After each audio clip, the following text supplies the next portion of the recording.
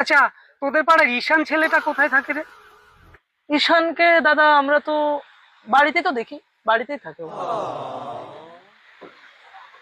বাড়িতেই থাকে? হ্যাঁ কেন, কি দরকার? একটু বোঝাপড়া ছিল ওর সাথে, বুঝলি?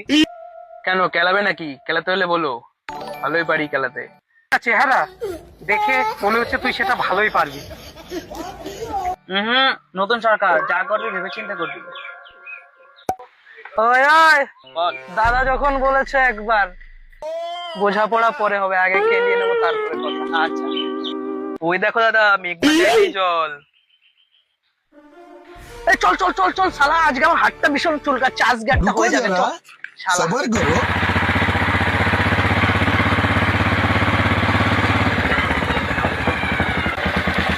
শালা এই কি হলো, কি হলো? আমার মারছো কেন? মারছো শালা, আগে মেরে নি তারপর কথা। এই মারছো কেন?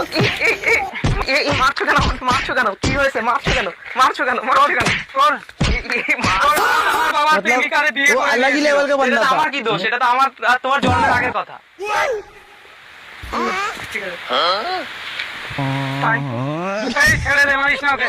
ছেড়ে দে, চলে আয়। দেখো দাদা, আমাকে খালি খালি মারলা। আমার বাবা যদি এই কাজ না করতো, তাহলে আমি তুমি হতাম,